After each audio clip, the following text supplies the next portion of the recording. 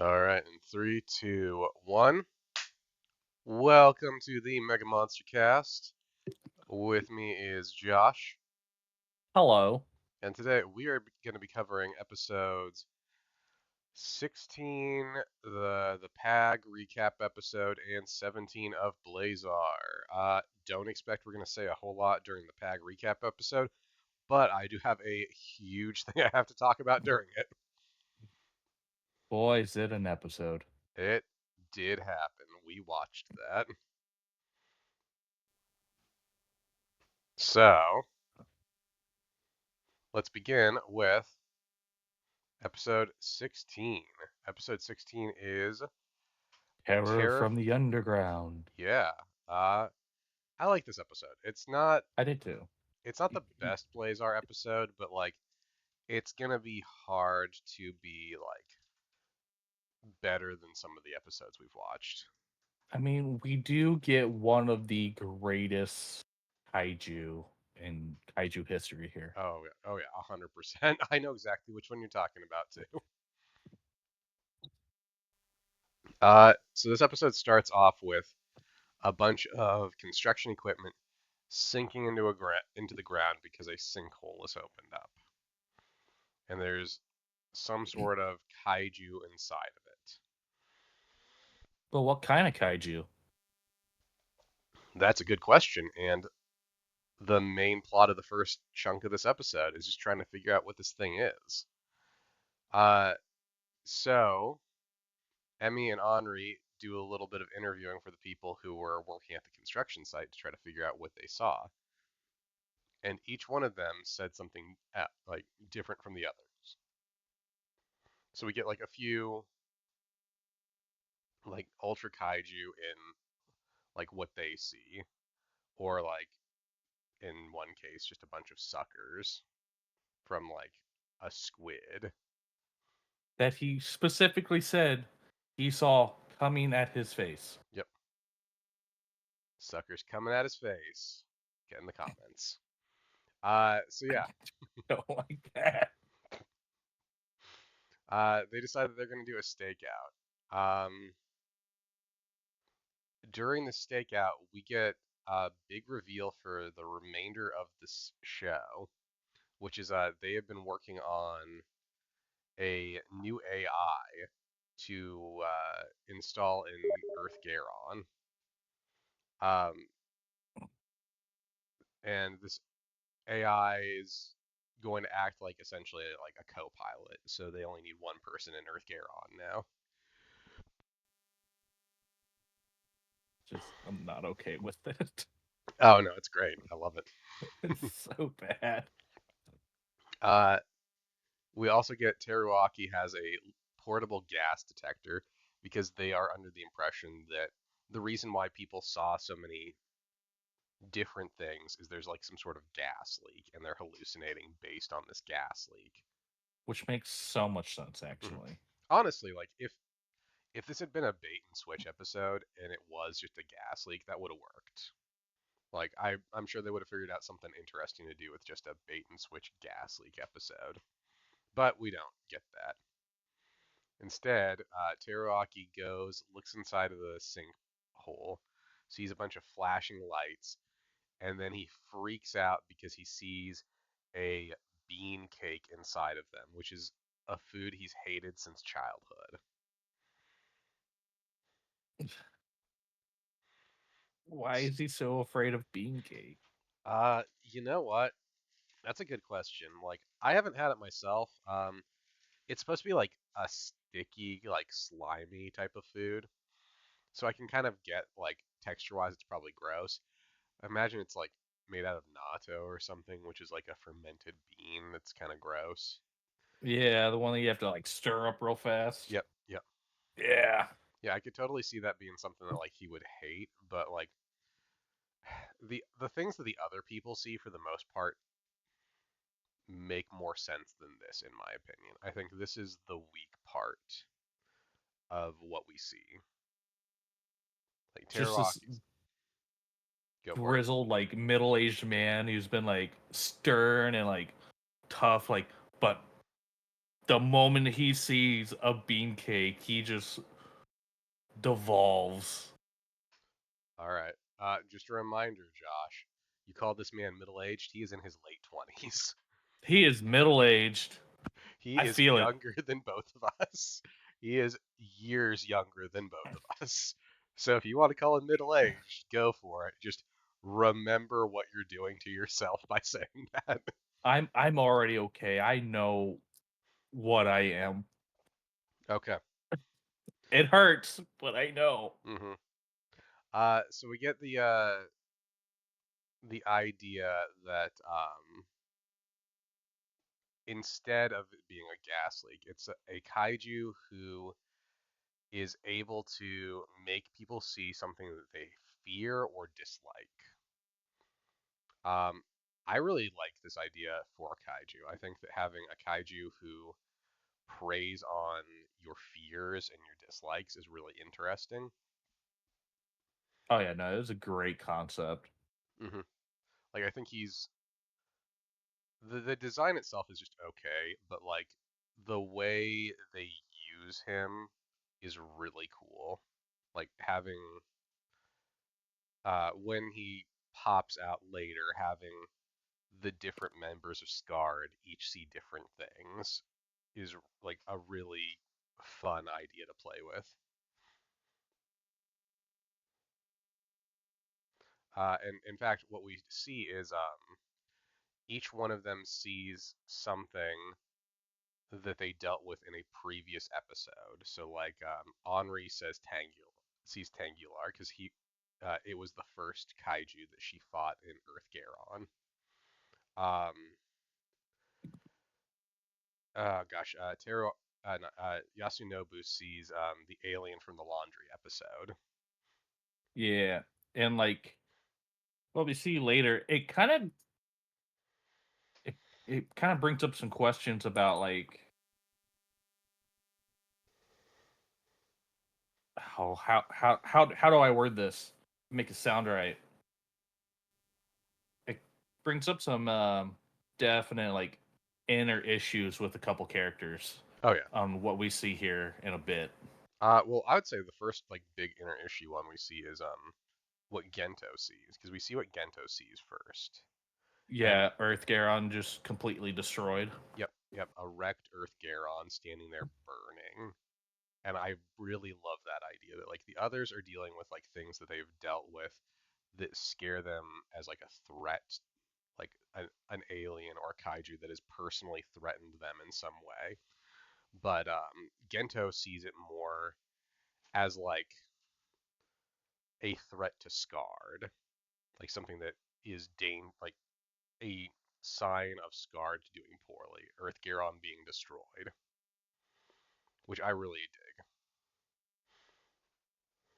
And then we get another one later on that's arguably far more disturbing if you analyze it. Yeah. See, at Uh, first I was like, when I first watched it, I was like, oh, haha, haha, and then I'm like, oh, wait a fucking minute. but yeah, we also find out what this thing is.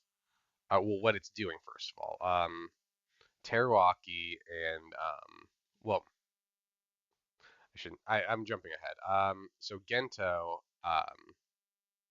actually uses Blazar. At least that's the way I interpreted the scene. That he uses Blazar's power to dispel this hallucination, and he's able to see the actual kaiju.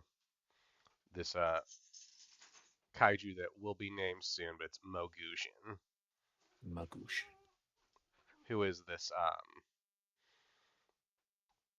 big lizard looking, like this big lizard looking thing with a chameleon tongue. He's Uh, it's always reminded me of oh, what is his name? There's a specific Godzilla monster that looks just like him. I mean, depending on how long this thing has existed, it might literally be like it with some minor tweaks. Kind of does. But while you're maybe looking into that, 100% am. yeah, yeah. We find out from Teruaki that it's using these lights to cause mild damage to the amygdala, which is inducing the hallucinations. And we find this out because he has stolen his own charts at the hospital that he's at, and Eh, he's using that as like direct information to try to speculate what's going on.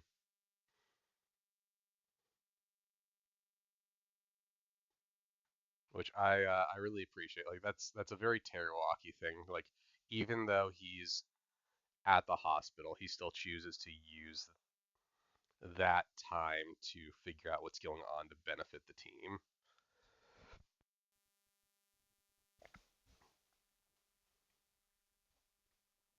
Uh, so they figure out that in order to fight this, Emmy is gonna have to pilot Earth Garon in, but the big problem is like Earth Garon requires two people to pilot it, one to like pilot and one to run the weapons systems. But through the power of AI, anything is possible. Yep, it's the power of God and anime. Oh, Yes. also, I guess I remembered him wrong. It still kind of feels like him. It's Titanosaurus. It's just in the face though. Okay. Yeah, let me take a look at that real quick. But I'm still very off, so I'm just I fucked. can kind of see it. I can see it.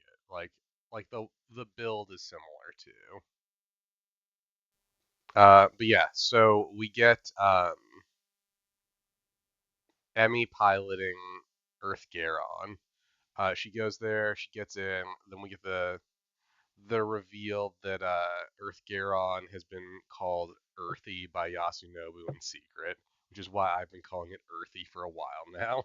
It still bugs the shit out of me. It's great I that he hate does it. that. I hate it so much. But it makes sense considering he calls the van Mopey. Like Uh, like that's just what he does. He just tries to give things cute nicknames. I just like how Emmy just like, of course he fucking calls you this. Yep. So Emmy pilots it in. Earth Garon tells her like, "Hey, you're like gonna crash into that thing. I don't know if that's the best choice." And she's like, "Nope, this is what we're gonna do. Trust me." They crash into Mogujin, right in the middle of it attacking this office building with this great shot that I love, where we're shooting it from the inside of the like one of the offices, where there's like three businessmen working in there, and Mogujin is like out in front of it, like sticking its tongue out at them. Like, Yep. No, like anytime we get a shot from inside of a building in one of these shows or movies, like when we see like a kaiju outside of the building from inside of it, it's always a great time for me. But oh, we get that shot, and then we get it using its powers on Emmy to show off Emmy's giant biggest fear, which I know you love a lot. it's the best kaiju ever. Yep. Yeah. So And y'all can fight me for it. I yep. don't care. So we get giant Emmy. That Emmy is her own worst fear, which says so much about her as a person that she is like when they're exposed to their greatest fears or dislikes, she just sees herself. Like that is such a like it's funny a little bit until you think about it more and realize it's really sad that that's what she sees, that like she just sees herself as a giant kaiju. Oh, I know. It's like I know it's made like at the time it's like it's made for laughs, but then like no, this is really depressing at Oh the yeah. same time. Oh, and it lines up really well with her character, like because like she's had such a really weird and difficult life, and she's had to grow up so fast compared to the rest of the team. Like, it kind of makes sense that she does sort of like have a lot of unresolved issues with herself and her own self-image. Yeah, it kind of plays. Honestly, it plays really well off of the last episode too, Hmm. with her drama. Oh yeah, no, like Emmy gets some of the best development in this show. I will say she had way too much fun Oh yeah. fighting Ultraman when Oh, she's actually that's looking into it. yeah, that's such a good She's scene. just throwing shit. Yeah, so obviously Gento shows up, turns into Blazar. There's some fighting going on. Like we switch between like him fighting uh Mogujin to like we'll see like footage from inside of the cockpit, so we're seeing it from Emmy's perspective, and it's her fighting Blazar. And I just have this one scene just on repeat. It's just Emmy ripping a yep, building yep. out of the ground and just slamming it down on Oh, Blaze. dude. And And then she just starts slapping. yep, and that's one that I really love. Like I also really love that they get to do that because like suspension of disbelief. Like these are just a bunch of normal sized people in sets where like the buildings are real small. So like you can just do this sort of thing every now and then. You can just have like a normal ass person walk out onto the set and look like a giant.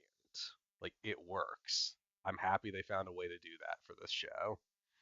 Yes. Uh, Uh, how then did you? there's a very creepy moment, like after she's done that, because she gets, she's like yelling, and then she just stares at herself, Yep, basically, in the most depressing way. Just yep. Oh no, it's great. It is. She has so many good character beats this episode.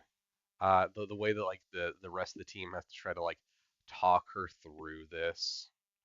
Like, they're all like trying to like get her to get through this because she's sh having the biggest panic attack. oh yeah.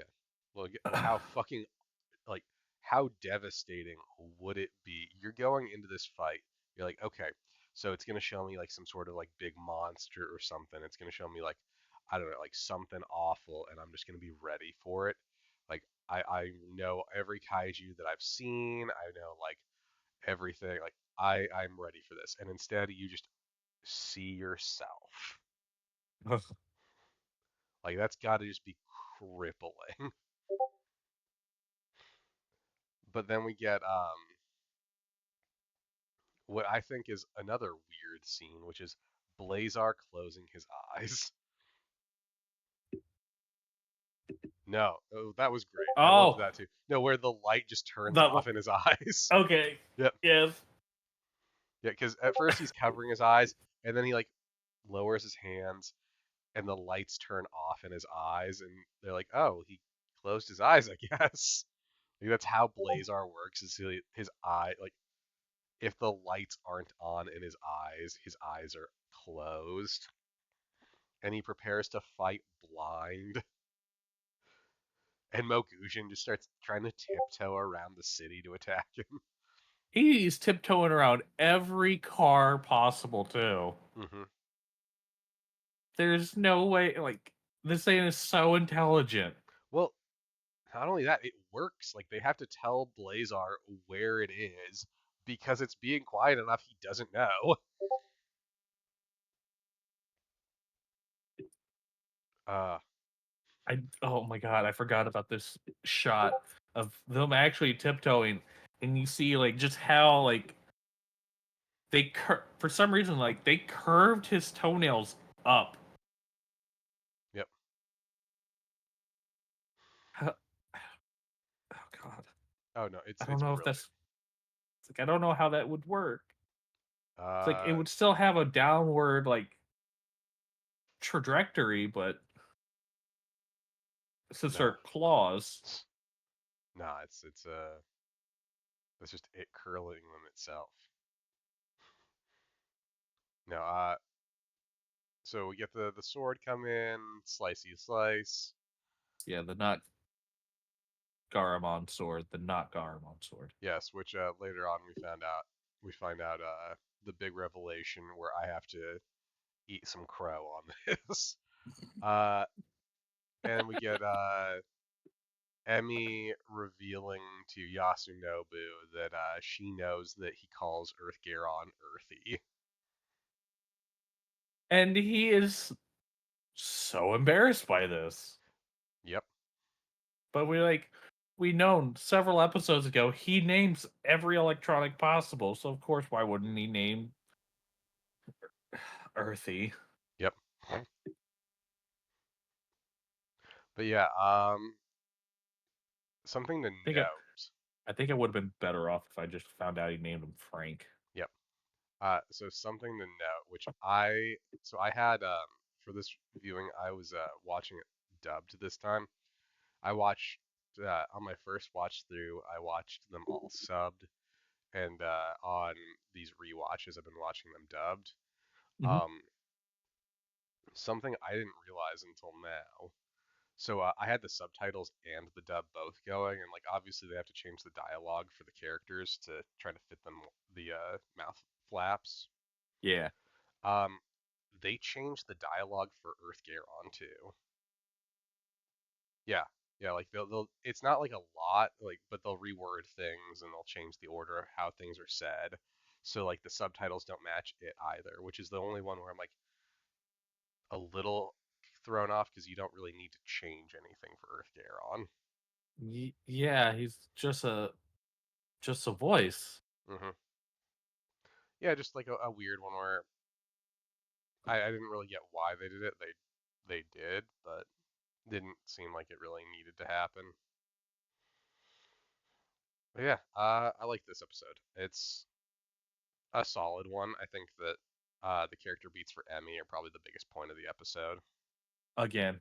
Hmm. Once again, Emmy. Yep. Uh, I think this is considerably better than the next episode we get, which is the PAG episode. The Blazar digital picture scroll. Yep. What a That. mouthful of an episode. Yep. Which like real talk, like we don't really need to fucking watch this episode. It's the third clip show episode. Josh and I off camera were both talking about how it's weird how close to the last clip show episode this one is. It was what, 3 episodes? Something like that. I know, Yeah. yeah, yeah, because we were talking about how it was weird that basically this episode and the previous one we recorded um both have clip show episodes in them, which is just really bizarre if you think about it. That like we did this episode, we did the previous episode, both of them we have like a clip show just thrown in for the sake of getting it out of the way. Yeah, there's only like one good moment in this. Hmm. I'd make the argument. There's like a couple of them. Like I think the little kaiju are kind of funny at times. I think Pag is annoying, but I think like No, uh they straight up did my boy Gidos horrible here. They put a little shit emoji on his little tentacle thing. yep, they did do that Like, why? because he's a baby. Babies poop. I don't know. But he was like the best. He's been my favorite design. It's a solid design. Yeah. So we get like a And then bunch they of shit on him, literally, yes. literally. So we get like a lot of this is more of a standard clip show than the last one we talked about. Like the last one had clip show elements, but it still moved the plot forward and had like plot building. This one Yeah, we is had some all character development in it. It was nice. yeah, this one is all clip show with like gags inserted instead. Like none of the main cast are in this one. This is all like all the cutaways from the clips are animated. This is also, I think, this might be the only episode that doesn't have a dub too. Yeah, I noticed that it was only subbed. hmm Um, but it did give me one big moment that I have to talk about, which is the Tilsonite sword. Um, so I would like to formally apologize to anyone who may be watching these. Um, it's a Garamond sword. The way I've been talking about like how it should just be a Garamond sword and how annoyed I am that it's a Gabalga sword. No, like they just straight up say it's a Garamond sword in this episode, and apparently I missed that part of that episode. So We're me gonna get being people to actually watch this and just start commenting on every video. You yeah, know, you're dumb. yeah, oh, 100%. No, like It and like actually stated back here. and when they mentioned that in this episode, I was like, "Oh, okay, so this is actually just a Garamond like sword." And then I did more research and found out that like Tilsonite is like a big part of the Garamond lore going all the way back to Ultra Q.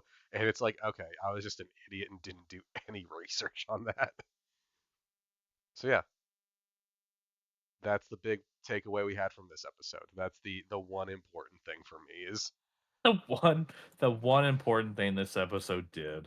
yep, the one thing that I needed to get from this episode was that. Which hey, like it taught me something, but that's literally my only takeaway from this episode. What the Yeah. I don't know if there's anything you wanted to talk about besides that, Josh, but like that's all I have for that episode. It's I don't like PAG, and it was always a Garamond sword. No, I like I have this up currently up on YouTube. Mhm. I'm trying to figure out why the most replayed portion is the very end of just Pag saying, "Don't fight over your favorite kaiju." uh, I wonder if It people were has clipping that. it would have to be. It's got like twice as many views as any other portion. I would put money on people were probably clipping that because people like to fight over their favorite kaiju, and I would bet that was just used as like a response. Yeah, but their favorites aren't right because it's not my favorite. Yep. But we do get the return of one of our favorites for this next episode, episode Yes. 17. Uh, this episode's dope as fuck, and it brings back one of our favorite designs for the season. So, we start by finding out that images of dead kaiju are like appearing, and there's some mysterious man with a crystal Ugh. walking around wherever they appear. And boy, is the first one they show my least favorite. Yep, because it's Tangular, Fucking Tangela. who was also Henri's favorite, biggest fear. So, canonically, he is one of the most feared kaiju by Scarred. God. Yep, Tangular is one of the most feared kaiju that Scarred has faced. Their own pilot is afraid of Tangular. Confirmed.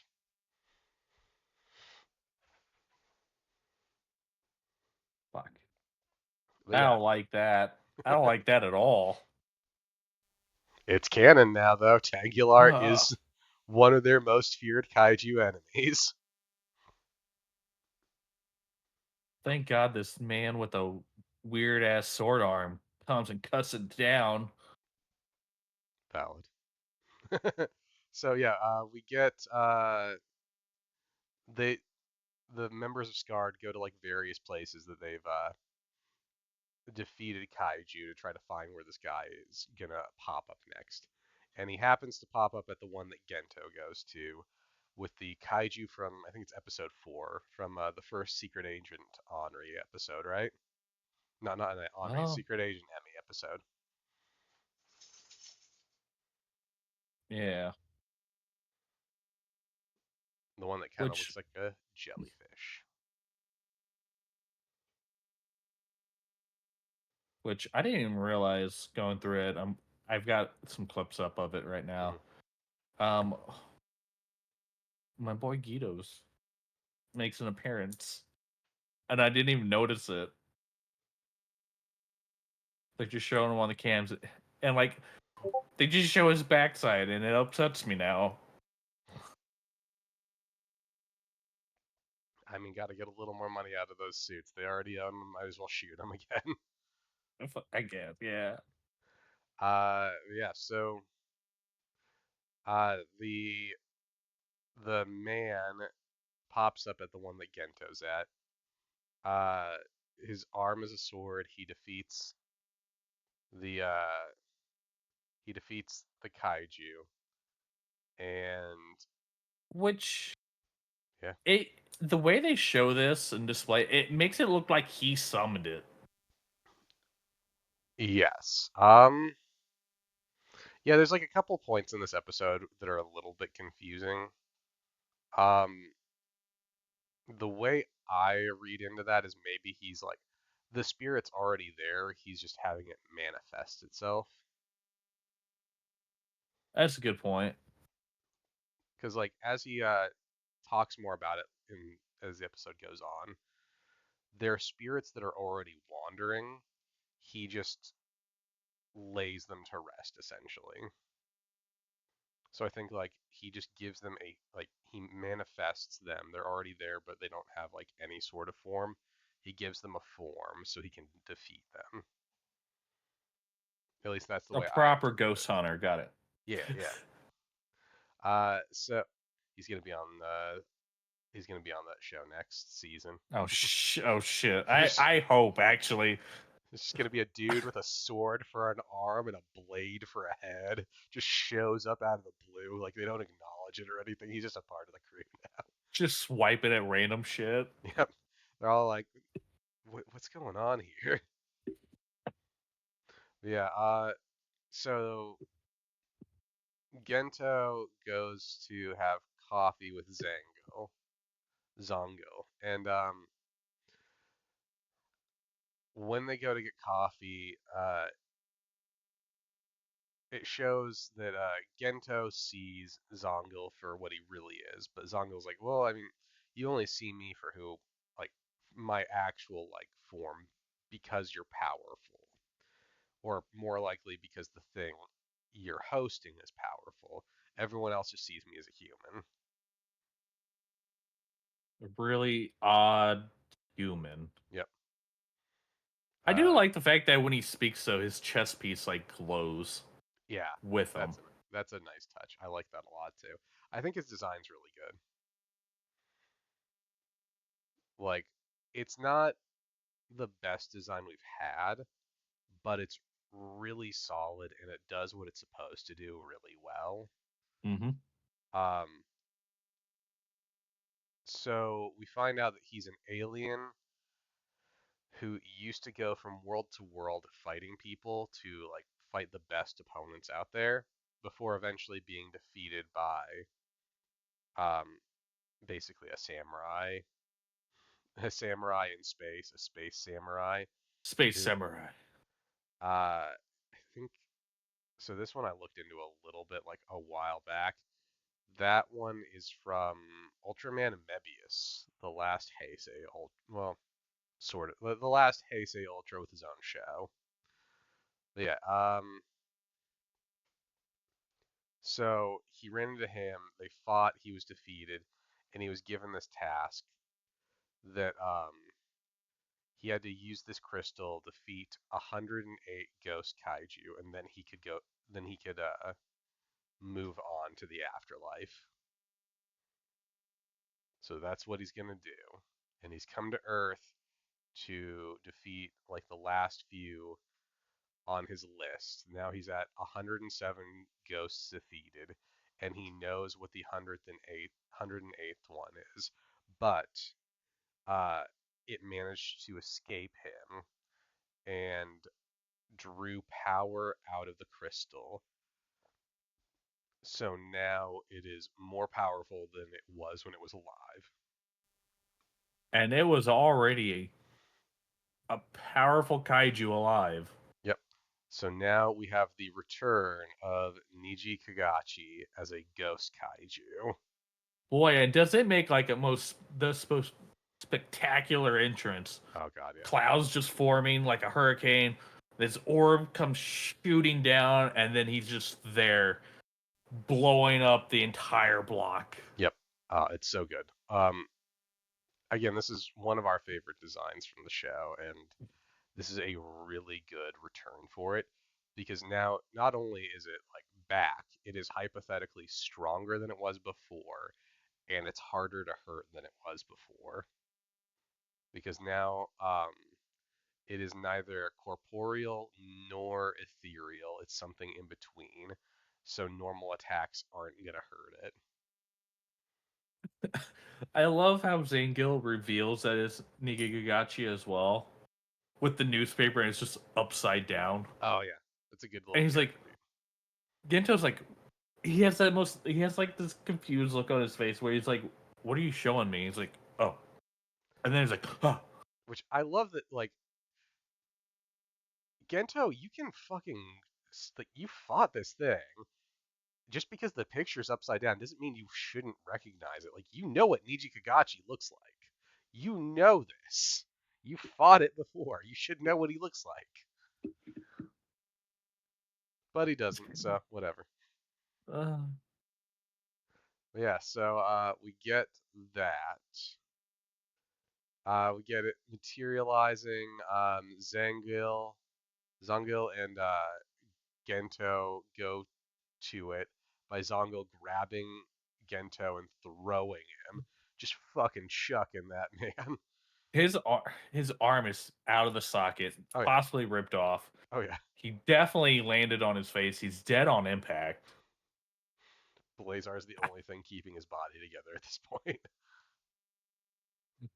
It's just Blazar using him as a suit now. Yep.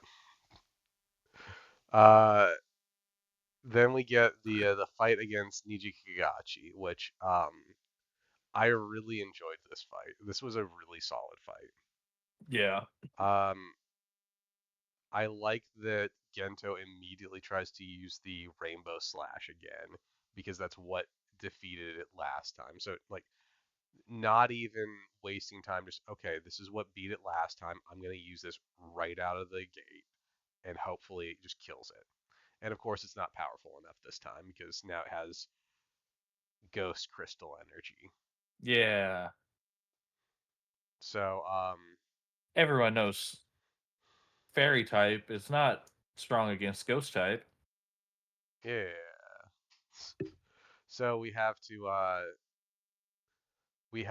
to fight using like so Gento brings out the Tilsonite sword, um, and Zongil imbues it with some of his energy. That he takes a swing at Gento. Gento, well, Blazar blocks it, and this energy goes from his sword arm into the Tilsonite sword. So now he can hurt Niji Kagachi. Which, Boy, does he freaks out when he gets it too. oh yeah, I also love that like Zongil did not prepare him at all for this. Didn't say anything. Just immediately attacks him. Hiya! Yep. It's another great little character beat. So Um, they fight Niji Kagachi. Attack. Throws him in the air. Zongil does what I think is probably one of the funniest. It's great, but it's funny. Launches himself up and just like head on stabs through him because his head's a blade. Uh, and then Blazar does the same Hmm. to finish the rest of them off. Yep. And then Niji Kagachi's in halves, and he fuses together And it's around creepy. Zongil. So now he's possessed Zongil. So Zongil is fighting against Blazar now for the second part of this fight. They fight a little bit, and then they do the whole samurai charge thing where they both rush at each other. Yes. And it looks as though Blazar has cut Zongil in half. This ghost orb of Niji Kagachi leaves Zongil's body. And then Zongil gets back up. It's revealed later on that he used like some sort of special samurai technique, which I guess means that Blazar is a samurai. He is now. Yep. They both stab the ghost orb at the same time, and now Niji Kagachi is officially laid to rest. And Earthy is just complacent with the fact that Zangil was just attacking and beating the shit out of Ultraman, and then somehow is good again. Yep. Yep. There was a lot of questions about what was happening, and none of that will ever really be resolved. Because Well, then Zangil and Gento go get coffee again at this coffee shop. which this Uh, part hit hard. oh yeah. Oh, it was good. They have like this moment where Gento tells Zongil what his name and Blazar's names were because he refused to tell him at the start of the episode because he didn't trust him. And then Zongil starts to turn into Ghost Light because he's ready to move on. And And then we find out his biggest regret. yep, Gento brings up the they ordered the coffee. He's like, oh, well, I guess that's gonna be my biggest regret. And then he just moves on to the afterlife. And the waitress comes up. She's like, "Oh, where's your friend?" He's like, "Oh, he went on ahead of me." Okay, well, I mean, we already made this order. Like, I'll take both of them. We forgot like the portion like she straight up hits on Zangil too. Oh yeah, she thinks he's cool. She's into his weird samurai speak bullshit. Cause she gives him like this like little chocolate cake and she's like, oh, it's on the house. Oh, 100%. She's into this dude. This is a handsome-looking guy who's extremely weird, but seems like he's like not like gonna stab her weird, despite his sword hand, which she cannot see. And then we get the final shot of Gento taking the coffee, just doing a slight bow. Yep. Uh, It was so good. yep. Oh yeah, this is a really, really good episode. Um, again, we say this all the time. The emotional beats in this one were really well done. Like the Zongil departing scene is so good. And But this is the last episode I watched ahead on. I thought you watched the next one too. No, I got started on it. Okay. Okay. So this is the point where we are officially caught up to everything you've seen fully. Yep, Okay. Yep. So that means the Towering Terror and Light and Flame are the next two episodes. You've seen a little bit of the first one. You have not seen that second one. correct. Okay, cool. Yeah. Uh, you're in for a treat for these last like batch of episodes. There's some real bangers in there. Uh, well, considering I'm looking at just the next couple of like thumbnails and I already see Red King, Yep. I'm excited. Oh man.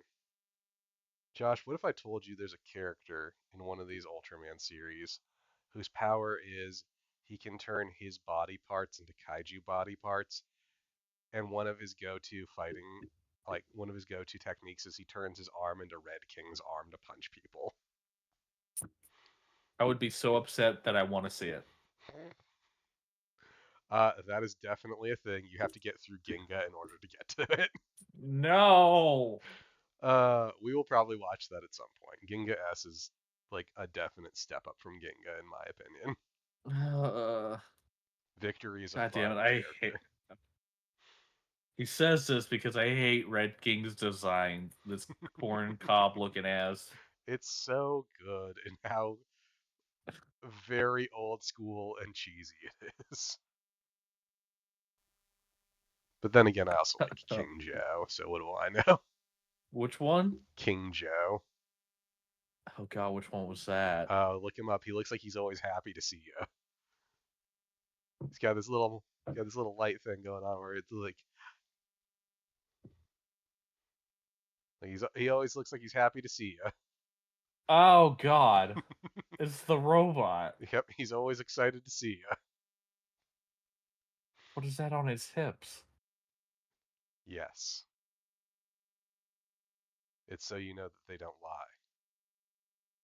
But it's his front hip. Yep, it's because he got powerful front hips.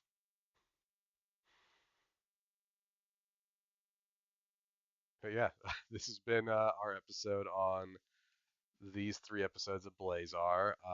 This is the last time we have a clip show, as far as I remember. I think from here on out, we're just kind of smooth sailing. Oh, thank God. Yep. I mean, like, if we had another clip show like the last one, I would have been fine with that. But, like, this was, like, definitely well, we need to space things out a little bit. Let's do another clip show episode moment. Uh, so next week we're going to be covering, like I said, we were covering, well, not next week, later this week, we're covering The Towering Terror and Light and Flame.